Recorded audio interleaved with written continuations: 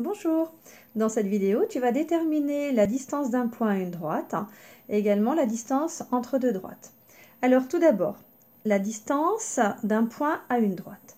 Eh bien, si je trace une droite D et un point A qui n'appartient pas à cette droite D, eh bien, la distance entre ce point A et cette droite D peut être représentée par différents chemins. Donc effectivement, je peux tracer différents chemins allant de A, du point A, jusqu'à ma droite D. Sachant que certains chemins sont plus longs que d'autres chemins. Ce chemin-là est plus long que ce chemin, qui est plus long que celui-là.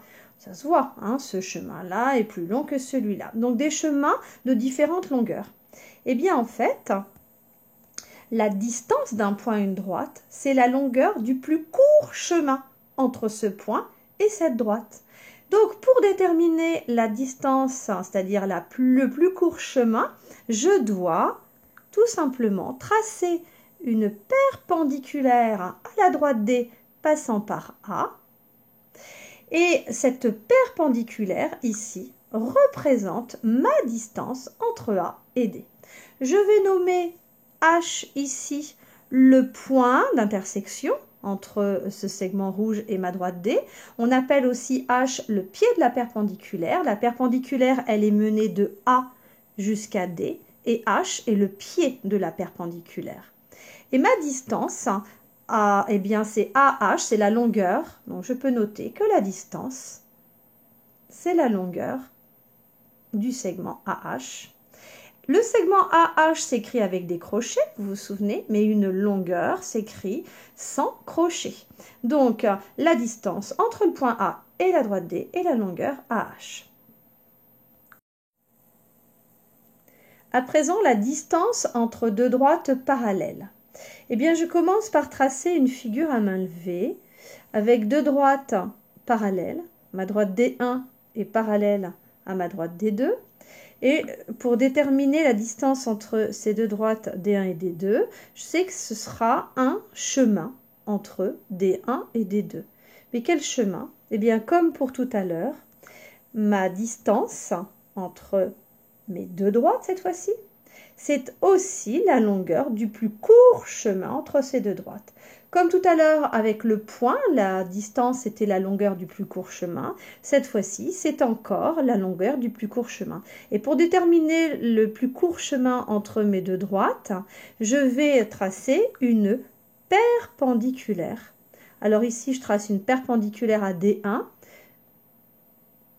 passant par A et B finalement. Les deux points A et B sont les points d'intersection de cette droite perpendiculaire à D1 et perpendiculaire aussi à D2. Pourquoi? Parce que puisque mes droites D1 et D2 sont parallèles, le segment AB ici, qui est perpendiculaire à la droite D1, est également perpendiculaire à la droite D2.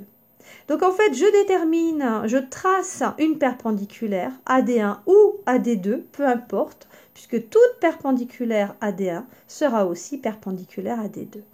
Bref, j'ai ici un segment AB qui représente la plus courte longueur entre les deux droites. Le plus court chemin, c'est donc ma distance. Je peux donc noter que la distance entre ma droite D1 et ma droite D2 est la longueur AB. Et je me souviens que pour écrire une longueur, la longueur du segment AB s'écrit grand A, grand B majuscule sans crochet, puisque quand on écrit un segment, je l'écris entre crochets, lorsque c'est une droite, entre parenthèses, et lorsque c'est une longueur, une distance, ici, j'écris donc AB sans crochet, sans parenthèse, sans rien du tout.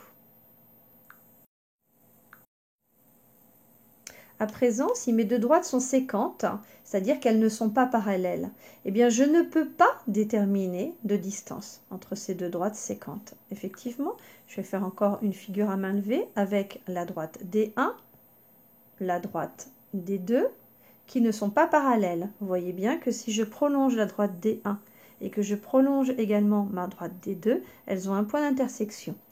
Donc, si je trace comme tout à l'heure des perpendiculaires, je vais tracer une perpendiculaire à D1 ici, une autre perpendiculaire ici, une autre perpendiculaire ici. Eh bien, vous voyez bien que toutes ces perpendiculaires à la droite D1 n'ont pas du tout la même longueur. C'est-à-dire que le segment ici qui est perpendiculaire à D1 n'a pas la même longueur que ce segment qui est perpendiculaire à D1.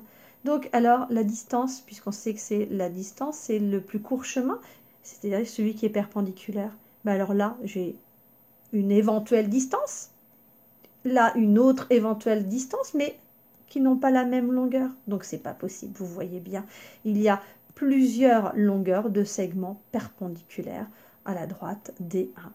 Donc, on ne détermine pas de distance entre deux droites non parallèles, c'est-à-dire deux droites séquentes. Voilà, tu sais tout. Au revoir.